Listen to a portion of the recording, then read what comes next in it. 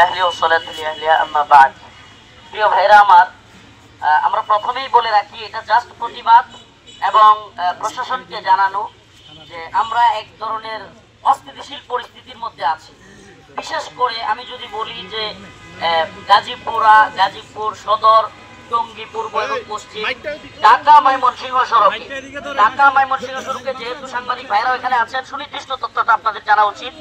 ঢাকা ময়মনসিংহ সড়কে রাত হলেই বক্তা কিংবা যারা রাতের বেলা প্রোগ্রাম করেন তারা যখন যাতায়াত করেন, রাস্তাঘাটে জ্যাম লাগার সাথে সাথে সাধারণ যাত্রী কিংবা বক্তা হজরত যারা আছেন তাদের গাড়ি গুড়িতে বাঁশ নিয়ে, রামদা নিয়ে, চাপাতি নিয়ে 7-8 জন লোক প্রায় নিয়মিতই এই ঘটনাগুলো ঘটতেছে। আমার নিজের গাড়িতেও কয়েকদিন আগে ইট মারছে এবং আমি তাড়াহুড়া করে আমার ড্রাইভার চলে গেছে, আলহামদুলিল্লাহ আল্লাহ রক্ষা করছে।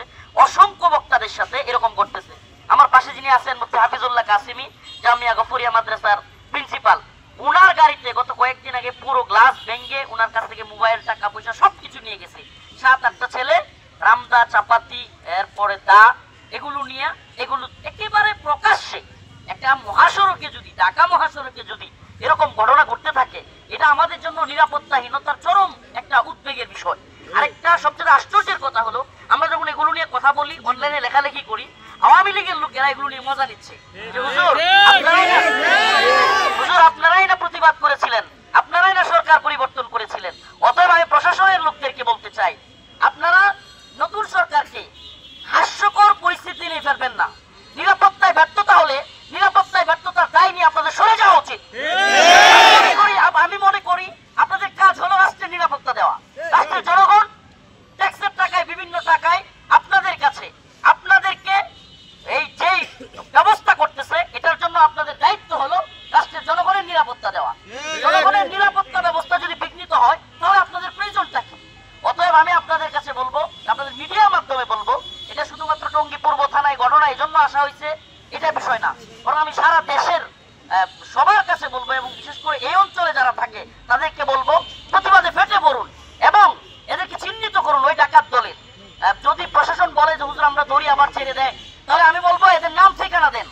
এদেরকে আমরা ব্যক্তিগতভাবে মজ্জাস্তির বলতে পারবেন না তখন যে আমরা বিচার আইনের নিজের হাতে তুলে নিছি, বরং এদের ছবিগুলো প্রত্যেকটা এলাকার রাস্তার কোণে কোণে কারা এগুলো করে আপনারা জেনে এগুলো রাস্তার মুড়ে মুড়ে ধরায় দেন, মুড়ে মুড়ে টাঙাইয়া দেবেন এবং এই ছেলেগুলোকে যারা এই ডাকাতির সাথে জড়িত এদেরকে পাইলেই যেন যারা আছে এলাকাবাসী তাদেরকে প্রতিহত করতে পারে, তাদেরকে যেন ব্যবস্থা নিতে পারে। আইনানুগ ব্যবস্থার পাশাপাশি আঞ্চলিক ব্যবস্থা নিতে হবে।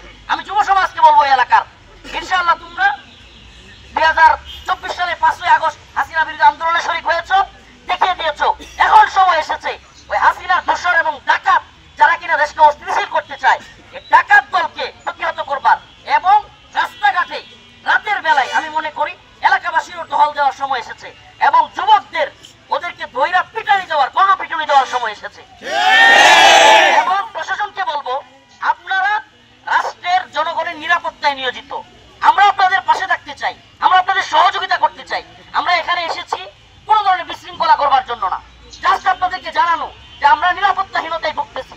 রাস্তায় বের হলে চরম আতঙ্কের মধ্যে, যেমন আমার মামা কালকে বলতেছিল যে এখন আর ঘুম হয় না গাড়ির মধ্যে। একটা বক্তা, একজন আলোচক সারা রাত যদি ঘুমাইতে না পারেন, এরপরে সারাদিন প্রোগ্রামও করেন, তাহলে এই লোকটার শরীর স্বাস্থ্যের অবস্থা কি হবে? তো রাস্তাঘাটে নিয়ন্ত্রণ করার দায়িত্বটা আপনাদের। আপনারা ব্যর্থ হলে রাষ্ট্র ব্যর্থ হবে। অতএব এই ব্যর্থতার দায়, এটা সর্বোপরি একটা প্রভাব পড়বে। আমি আপনাদের কাছে উদাত্ত আহ্বান করবো, এখানে যারা আসছেন তাদের কাছে বলবো যে আপনারা চিহ্নিত করুন এলাকায় কোন ছেলেগুলো এই ডাকাতিতে জড়িত হয়, এই সমস্ত ছেলেগুলোর নাম দেন এবং শুধু নাম নয়, সামাজিক প্রতিহত করার একটা সবচেয়ে সহজ মাধ্যম হলো এদের ছবিগুলো তুলুন। ছবিগুলো তুলে এলাকায় বড় বড় করে ছবিগুলো টানিয়ে দেন এবং এদের প্রত্যেককে বলবেন নাম ঠিকানা বলে বলে যে এদেরকে প্রতিহত করবার জন্য, এবং আইনানুগ ব্যবস্থা প্রশাসন যেন নেয়, এই জন্য সকলের পক্ষ থেকে প্রতিবাদ করতে হবে। আল্লাহ পাক আমাদের সবাইকে নিরাপত্তার চাদরে আবৃত রাখুন এবং আমাদের প্রত্যেকটা এলাকায় যেন ডাকাত দল থেকে আমরা মুক্ত থাকতে পারি, সেই কথা ব্যক্ত করে আমি আমার বক্তব্য শেষ করছি।